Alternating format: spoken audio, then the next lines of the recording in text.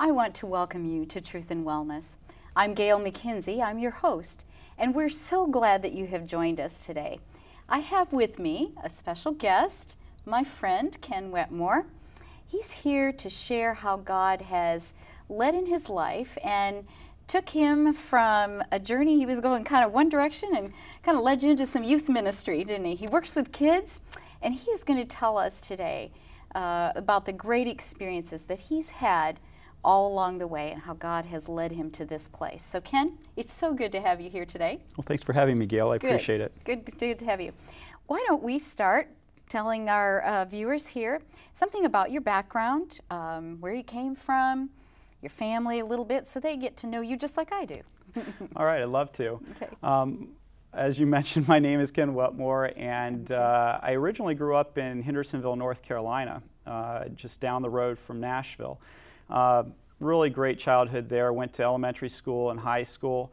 After I graduated from high school, I went on to Southern Adventist University, where I double majored in theology and public relations. Ah, two great majors, huh? That sounds good. Yeah, you Put know, those two together. Huh? It is a little bit unusual, but I actually think it's a great combination because I think that so much of pastoring has to do with the ability to connect with people and communicate. And communicate. Yes. So I think it's an excellent double major. Yeah. Good. So at that point I was thinking that when I first started college, I kind of had thought that I wanted to wind up being a pastor full-time. And as I kind of went through college, I kind of felt like maybe God was calling me in a different direction.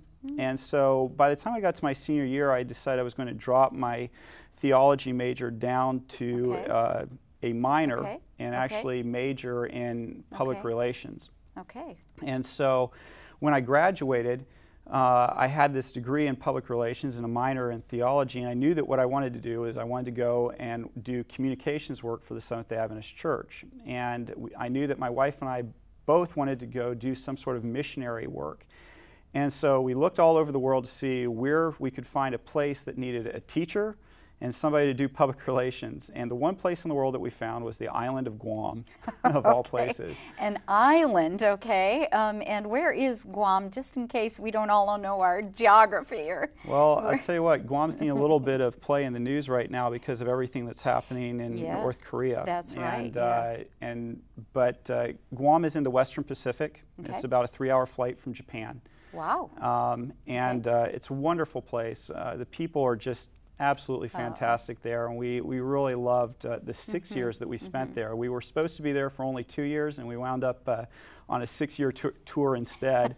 What wound up happening was we started off, I was working in communications for the Seventh-day Adventist Church. I was doing their public relations, and I was also working at their radio station. I was doing a morning radio drive show for the Adventist radio station. We called it, the radio station was called Joy 92, and so we called it Joy in the Morning. And had a wonderful time doing that for about 2 years. And when I got done working for the Seventh-day Adventist Church, I was fortunate enough to be picked up by one of the local radio news stations there on Guam, and they picked me up to do news for them.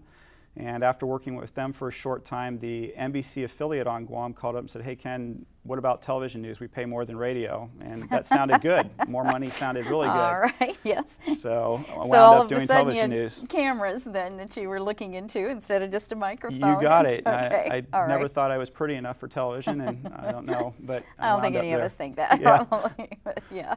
Yeah. I wound up there. So you were an anchor. I was. Eventually Wow. worked my way up Cool. to being a 6 o'clock news anchor and covered military and politics for Really? KUAM News. Really? Yeah. That's great. And how many years did you do that then? Did that for about 3.5 years. 3.5 years. Yeah. Covered everybody from Donald Rumsfeld, who came to the island, to President Bush Sr., who came to visit the island for a while, and movie stars and actresses that came to visit the troops. I think probably one of my favorite things is I got to do a tailhook landing on a aircraft carrier and a catapult takeoff covering the military. So that was some good times. That would be exciting. Yeah. So that was kind of an exciting life you were living, kind of on the edge, it seems like. It was. It was very fast-paced. Yes. It was interesting. Yes. Met really interesting people in that job, and was really enjoying myself, and then it was the strangest thing. I was going right along, and all of a sudden God said, yes, we're ready for you to move. And I said, whoa, whoa, whoa, I really like it I'm liking here. it, I'm yeah, liking it. yeah, yeah. But God said, you know, I'm ready for you to go back and do communications again for the Seventh-day Adventist Church. And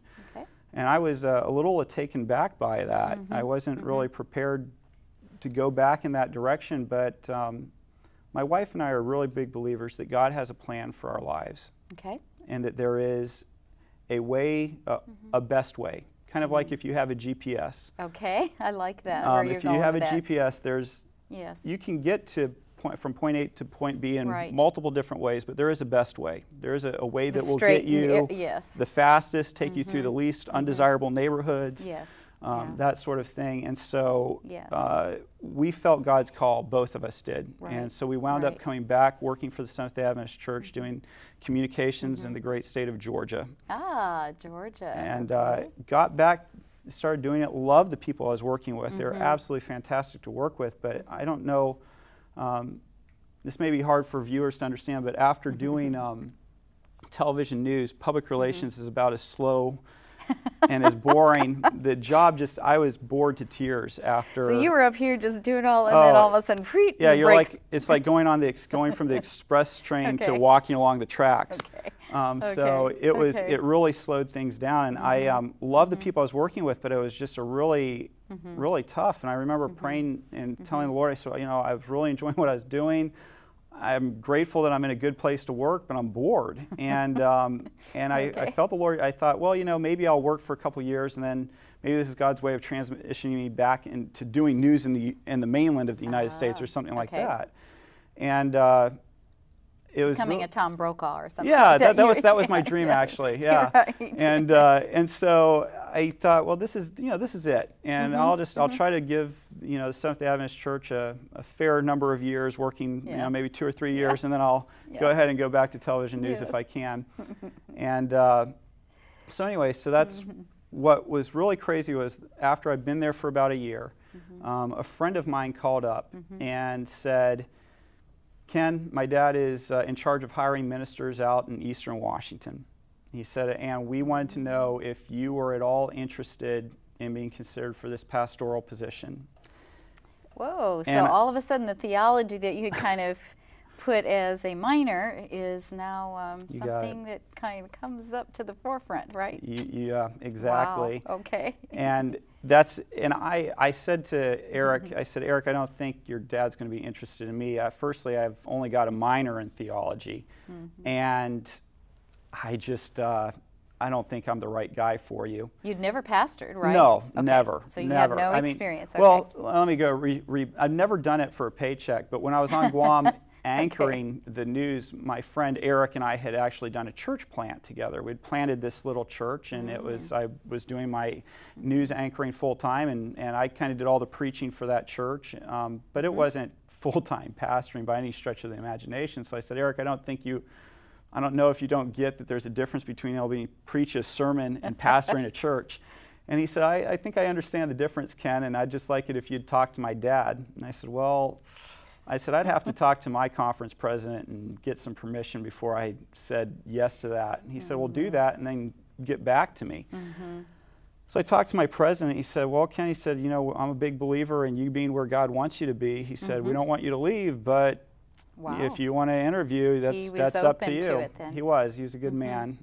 And so, long story short, you flew to flew out to Spokane, Washington. Yeah, Flew out there to, wow. and it was a 2-church district, pastoring a church that's on a boarding high school's campus, and then also another church that was kind of a small church, but about 10 minutes drive away from Eastern Washington University, which is the largest public university in that part of Washington. So kind of a college campus. Very much church? so. It's that wow. town literally, in the summer it was less than Very half cool. the size it was during the school year because there's so many students there.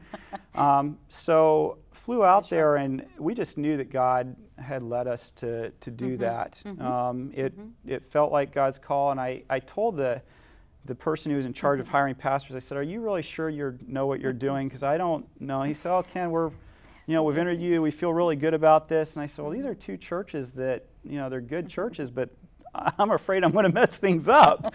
And he said, no, trust me, we know what we're doing. And they put me right into those churches, and it was just what God had ordered. So this is a big transition now. You're talking to cameras, and then you're doing PR.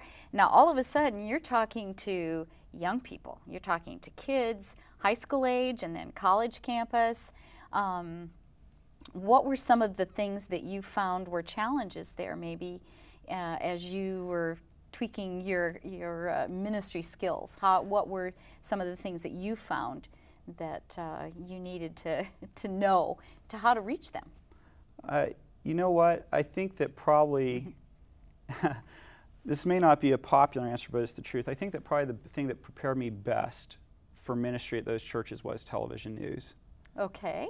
Maybe you want to explain that. That's a good one. And I think the reason is because a lot of times, I think that sometimes pastors have a really good theology base, and I think that's critical. You have to have that if you're going to be a pastor. Right. But I think that sometimes there can be a little missing connection between what's really happening in the community with people and the ability to communicate and understand those people. Gotcha. And so for me, I think working in television news really opened the door for me to understand my community better, because I'd seen a lot of what happens in a community. And while it was a different community, it's a lot the same. I have, if there's one thing that youth and young adults have in common, it's that they want to know that you're going to love and care about them no matter what they say to you. Good point. Yes. And they will oftentimes do what I call the flinch factor on you. It's like when you're in grade school and somebody would pretend like they're going to punch you in the face, and they get as close to your face as they could without really punching you. And if you flinch, they, you know. Right. They kind of pull back. Yes. And that's kind of what I found to be the case with working with young adults and youth, and it's still true to this time. They'll say things and do things because they want to see if you're going to flinch. They want a reaction, don't they? Yeah, they want to see. Well, they want to know whether if they say something to you, are you going to treat them differently because of that? I had one young man that was a part of our Bible study group we did a Friday night Bible study for students at this public university. Kind of a campus Bible, or off-campus probably. Right, exactly. And what would happen is, it was really interesting because I watched him, he did it to me, and then I watched him to do it to other speakers that I brought in, but he had this really off-color question that he always liked to ask a new person. And I can't even, it's so off-color I can't even say it to you here on the air, but it's this off-color question that he asked. And he asked me this question. And I just looked at him, I said, well, there must be a really good reason why you're asking that. Yeah. What do you think? Okay. And it took him back, because I think he'd expected me to get all upset or whatever. Or really react to it. Really react in some way, and I didn't. And because it didn't. I mean, I'd heard far worse in the newsroom, so he wasn't going to get me on that. But what was interesting is, over time, I wound up marrying that young man. I dedicated his child. He's a good young man. He just wanted to know that there was a pastor there that he could say whatever he wanted to, and that he was going to be loved and cared about. He was going to get a straight answer from me. I didn't just say what he wanted me to say or give him answers that he liked. But he wanted to know that no matter what I said, I wasn't going to flinch. Right. I wasn't going to back away from him. And he kind of wanted to know whether he could trust you, I think. Absolutely. I mean, I think that's one of the underlying things. Can I trust you Absolutely. with who I am? Yeah. Absolutely. That's a great observation. Yes. Yeah. That's great. So to me, that's one of the things. Yeah, what a neat experience there. So that's in Spokane. Now, you're there, how many years were you there, Pastor? I pastored for 5 years. Okay, 5 years. And then God kind of came knocking at your door again, and he just took you a little bit different direction, something really big now, something close to my heart, because I actually have been where you're at, sitting in some of the role that you are in. And so tell us about that. What was the call that came next? It was really interesting. What happened was the Upper Columbia Conference of Seventh-day Adventists, which I was a part of. In Washington State. In Washington State, correct. they hired a new youth director. And the youth directors within the Seventh-day Adventist Church are generally in charge of working with the churches within a certain region. They kind of act as a consultant for youth. Right. They also provide programming for all the churches to come together for. They run a summer camp. Generally speaking, they'll run a summer camp during the summers. Okay. And they lead out with the different youth organizations that the Seventh-day Adventist Church has. Well, Upper Columbia Conference got a new youth director. And so I happen to know that where this youth director had come from, the president was somebody I'd worked with in the past. And I told my wife had just gone back to work. She was just going back for the first time to be a teacher. My wife, Rochelle, is an elementary school teacher.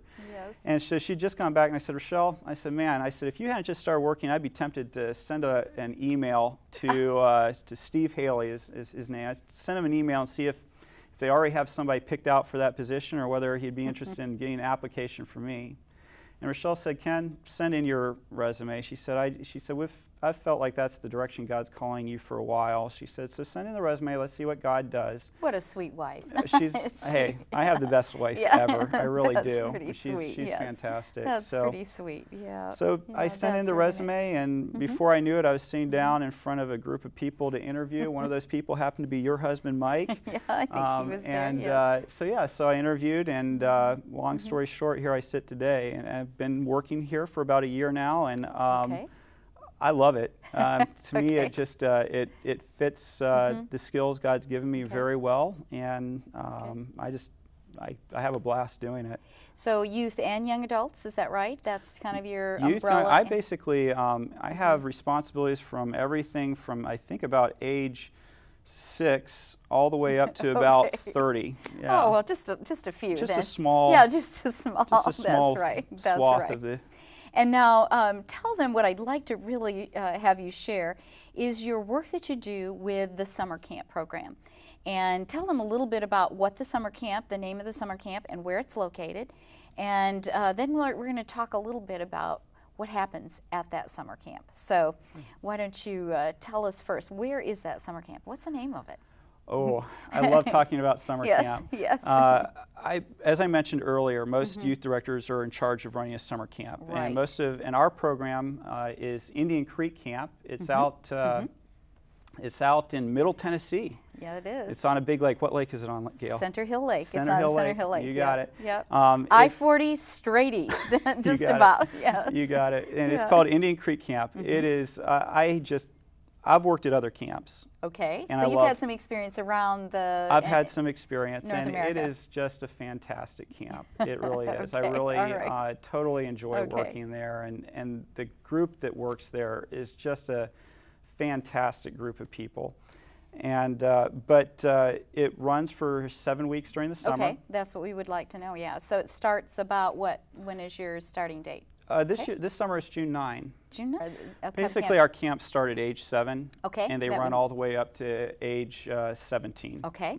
And if I were to send my child there, tell me what happens during the week. You feed them, right? I'm sure you feed them. We have an excellent chef. Really excellent chef. Okay. But I think the one thing I'd say, and just to backtrack a little bit for me, Gail, is that I think summer camp is something that every child should attend, whether it's Indian Creek Camp or whether it's anywhere else. I just think that that summer camp is a really important part of kids growing up. I think it puts them in contact with adult mentors in a way that's just really rare. School is important, and you have a teacher at school who is an awesome mentor, but putting them in a summer camp, oftentimes their counselor is somebody who's in their early 20s, and those kids just absolutely look up to those people. And when you take the time to hire the right people, like we do at Indian Creek Camp, and I'm sure most camps do, yes, sure, they come into contact with an adult that is going to care about them. I was a summer camp counselor, and there are campers to this day who still know who I am. Really? Because you make a difference in their life. They live with you for a week. You talk to them about your experiences in life. You have this chance to really connect. And I just think summer camp is something every child should do. And the summer camp industry is so well regulated. Yes, there is a regulating body, Yeah, isn't there? absolutely. Yes, so And, that's good to know, yes. One of the things that all of us do is, we put all the people through background checks. We reference them extensively. And so you can feel really safe sending your child there. You can feel you have a week of training too, don't oh, you, absolutely. before camp all even starts? All the So staff are yes. CPR certified, first aid Yes. certified. First I'll tell aid, you what, okay. our safety is so rigorous that we have a lake, a gorgeous lake. You mentioned Yes, Center Hill Lake. Hill Lake, yes. And it's, we won't actually, because of safety regulations, we actually require that the campers have to have a life jacket on to be in the, we have lifeguards there, but they still have to wear a life jacket anytime they're in the lake or out on our dock, because we care about the safety. And Sure. most camps that I'm aware of follow those kind of standards very rigorously, because I think that one of the things that we understand in the camping profession is that there are people who are trusting us with their most precious possession. And we want to do everything that we can to ensure the safety of what's been entrusted to us. Sure. And so Sure. I tell people all the time, I have two children. I have a 7-year-old and a 9-year-old. And I do not hire anybody. I would not leave my children in their care. In fact, I actually tell my boys director and my girls director, I say, put them in whichever cabin you want, because there's not a counselor that I hired that I wouldn't want my child with. Wow. And That's really good. because why would I want to put your child with somebody I want my child with? And I if think you that don't probably trust as a them. father of a 7- and 9-year-old, and I'm a pretty protective dad, Okay. as a father, Yes. I know what parents must feel like when they drop Sure. their children off. Sure. That And there's leave gotta them be in the hands of other yeah, people. absolutely. Yeah, It's yeah. got to be it's got to be Yes. scary. Yeah. And so we want to Yep. make sure that we do everything we can to provide that kind of safety. That's wonderful. Now give us just a quick rundown though. What are the things the kids get to do out there at Indian Creek Camp? Let us know, Yeah. do they just walk around all day? No, I don't Yeah, think so. just walk in circles. Yeah, And really? No, ask any kid that's been to Indian Creek Camp, Yes. and they'll let you know that they Yes. have had the time of their life. We have boats, so they can water ski. They can. We have wakeboarding. There's a big swimming pool, high dive, low dive, archery, horses. We just installed a brand new disc golf course, 18-hole disc golf course. How fun. It's awesome. Yes, It's really nice. We yes. put that in. We have BMX bikes. We have mountain bikes. Okay. I'm trying to think. We have an amazing arts program. We have our own pottery. We can make our own pottery there, and so the kids can make the pottery. They can paint the pottery. We have crafts. Do model rocketry. I have yet to meet a child that lacked for things to do while they were with us. I think you keep them pretty busy, it We sounds do. like. We have programming that we do in the evenings for the kids. Our Okay. camp staff, Spiritual, besides yes. having to know how to Yes. lifeguard, they have to be a little bit of actors and actresses, so they have to That's put on right. these little crazy camp Yep. skits. And Yeah. I think probably the kids' favorite thing of the whole week, though, is the singing. Oh, They love the yes. singing, Yeah. and so Yep. yeah, it's just one of their favorite things. So. Well, this has been very informative. If I was a parent and I was, kind of wondering, should I send my child to camp or not?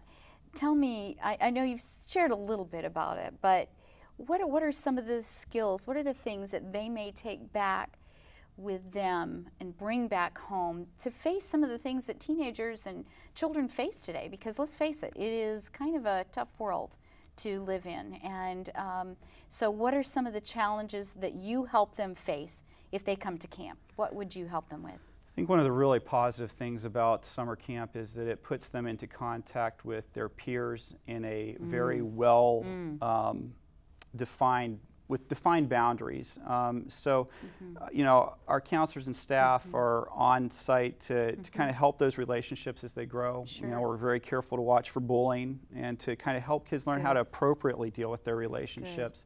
Good. We see so many kids come out of their shell, to speak, if you will. Yes. That they'll come, they're really quiet, and by the end of the week Yes. they've made all these new friends, and they've Yes. learned that they can go into a new environment, they can meet people, and they can walk away having friends.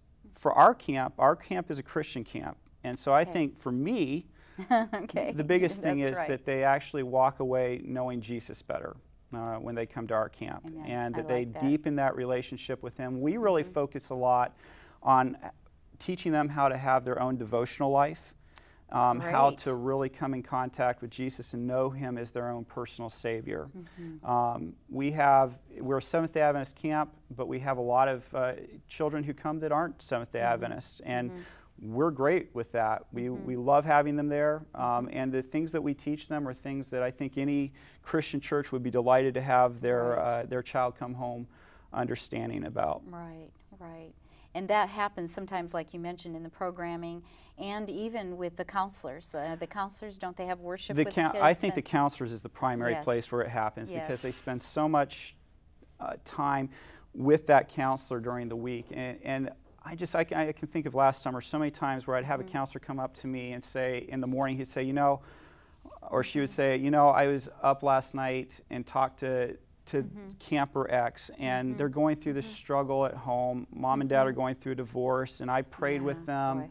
I shared with them that I've been through that and how I dealt with it. And that's just something I think that you can't put a price tag on, that kind of experience. And it's just amazing to me how God matches campers up with counselors. Yes. That He just matches them with the right person for that particular week. Yep. Yep. Well, I have to tell you, this has been a wonderful chat that we've had today, and I really hope that our viewers will take seriously maybe sending your children to summer camp. It is a great experience, and it can change your child's outlook on a lot of different things, and maybe for life. Their attitudes, I mean, I know when we were there, I'm thinking of some kids that we know just totally changed. Is there anything else you'd like to say to our viewers, maybe just as parting words to them and counsel maybe about their kids? Sure. If I were to say anything, spend time with your kids. That would be the biggest piece of advice I have. We live in a generation that's somewhat orphaned. They're lacking role models in their life. If you have kids, spend some time with them. If you don't have kids, mentor a kid. They need your time, they need your love, and you'll never regret the time that you invest in a child or a young person.